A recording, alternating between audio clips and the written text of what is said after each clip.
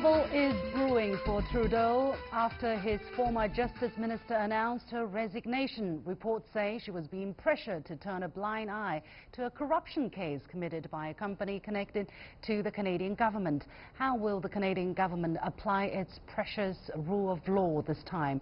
And the world is getting greener according to a new NASA study. But the two countries most responsible may surprise you. How'd they pull it off and why does it matter? Welcome to The Point, an opinion show coming to you from Beijing. I'm Li Xin.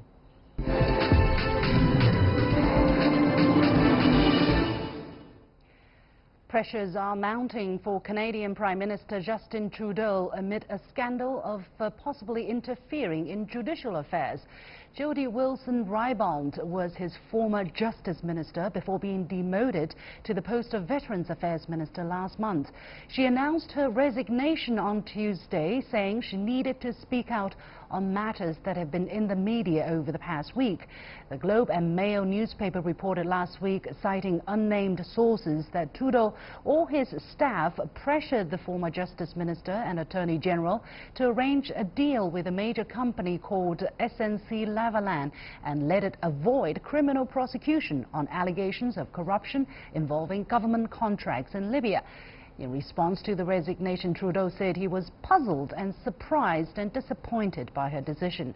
Now, Canada's Independent Ethics Commissioner has launched a probe into the allegations. How much is Trudeau's political career on the line? What does this say about Canada's judicial independence?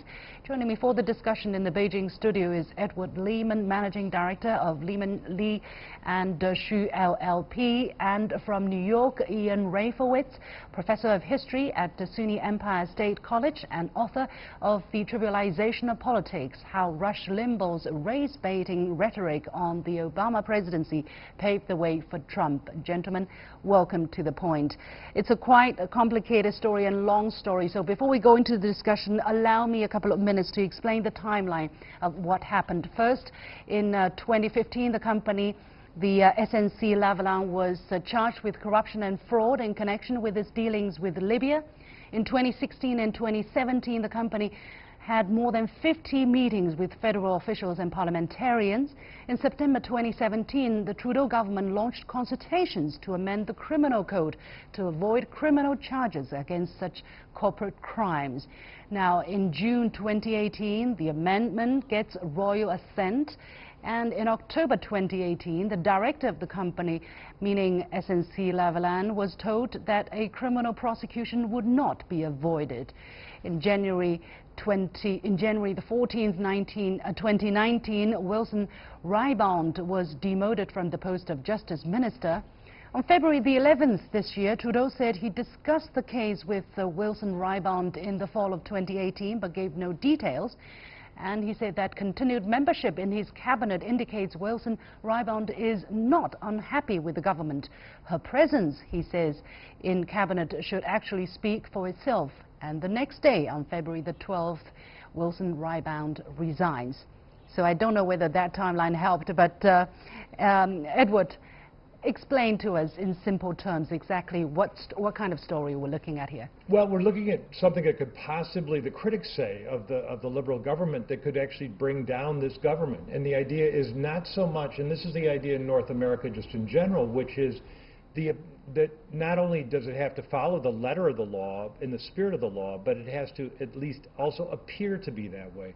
And what's happened in this particular case, it looks like, and the critics are saying, that Prime Minister Trudeau has put his thumb on the scale of justice, and this new, what's called a deferred prosecution agreement, which we normally would call a plea agreement in the United States. This was what the amendment to the criminal code was about. Right. It was an amendment to the criminal code that was sort of snuck in an omnibus financial, so that you're passing financial services and financial allocation, and this was part of it. And so it was kind of uncontested. And this came forward, but it was actually making it retroactive with regards to SNC-Lavalin, which has 50,000 workers worldwide, 9,000 in Canada, and about is in Montreal, Quebec, which is the place where the Liberals really need help in the next election. So there's some favoritism that might be seen, again, critics are saying, in Montreal and Quebec with SNC-Lavalin. Okay.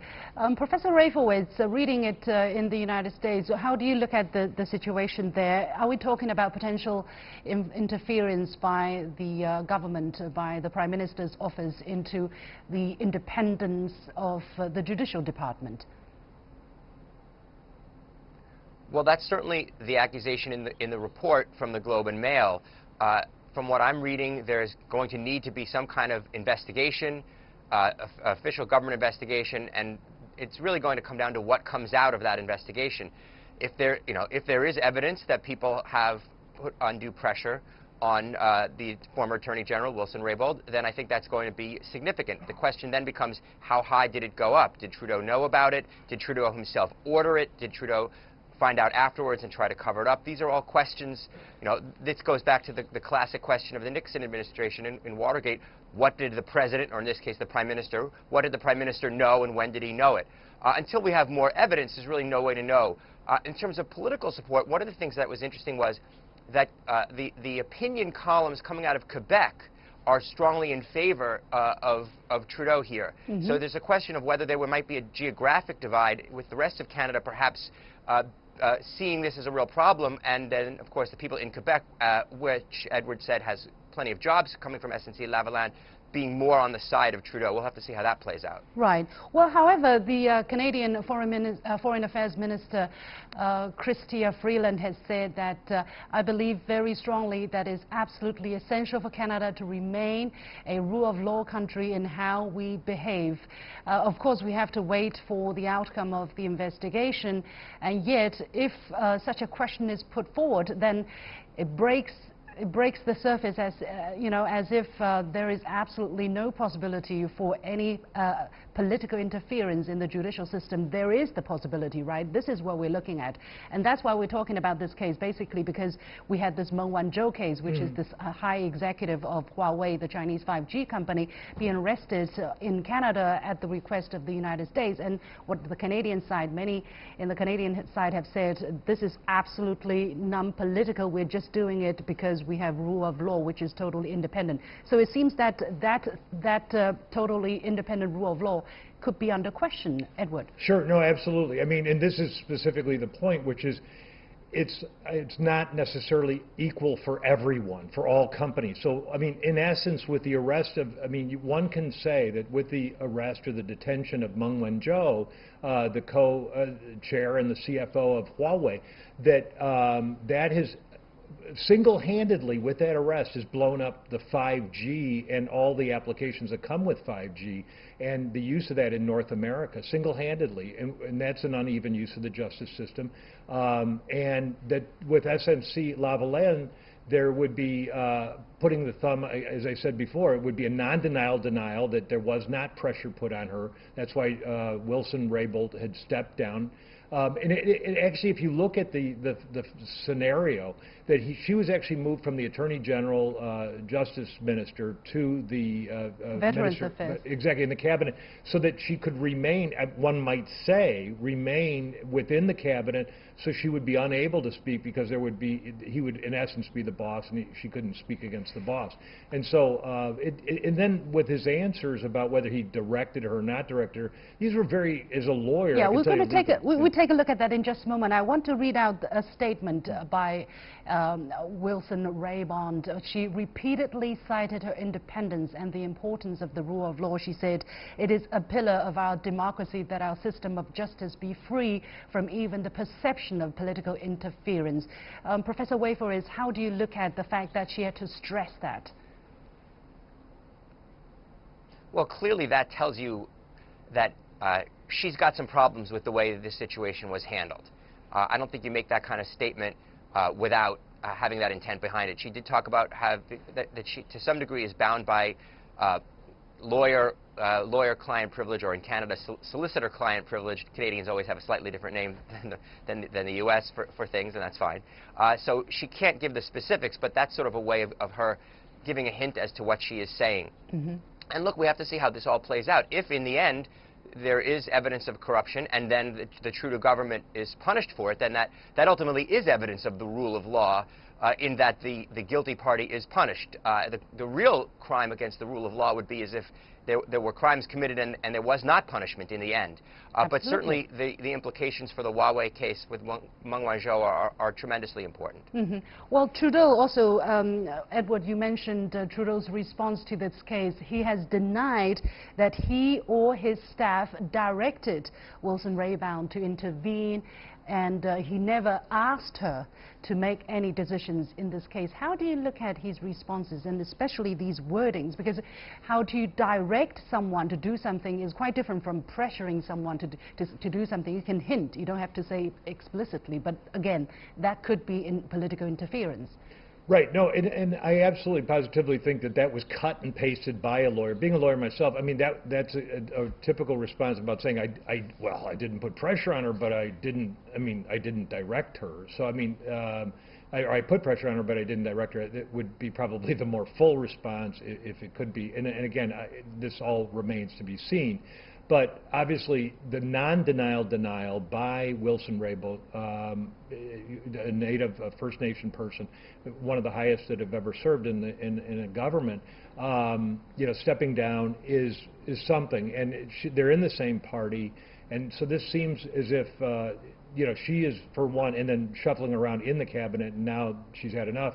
That there's got to be something here, and I do think it's good that the ethics have looked at it. But what we haven't talked about much is SNC-Lavalin's you know, track record. I mean, they were banned by the World Bank for 10 years. One of their former executives is now doing prison time, and you know, this law was written, some have said, the critics have said, and snuck into this omnibus bill specifically for SNC-Lavalin, so that the Liberals could then win in Montreal and Quebec for the next go-round, which is an election that's coming up soon. So yeah, it's like I said, if it was equal for Huawei and Lavalin, then that's great. If it's not, then that's not good.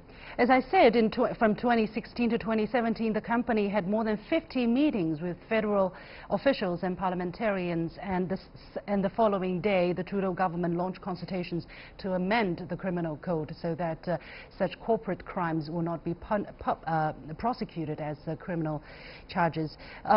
My final question, Professor Reifowitz, how common is such cases? Is this an absolutely exceptional case in Canada, or it's possible such cases just occur from time to time in countries such as the United States or Canada? You do have the ideal of the rule of law, but in real life, probably it's not so simple, not so clear-cut. Well, I would say a couple of things. One, in terms of the legislation, the idea that large corporations have influence over political legislation is shocking, but of course it shouldn't be that shocking. This is, you know, we are talking about countries where are capitalist countries, and large corporations have quite a bit of power. That part is distasteful, I think, to be sure, but it is not too surprising. In terms of what you're talking about in terms of the deferred prosecution and the specifics that we're talking about here,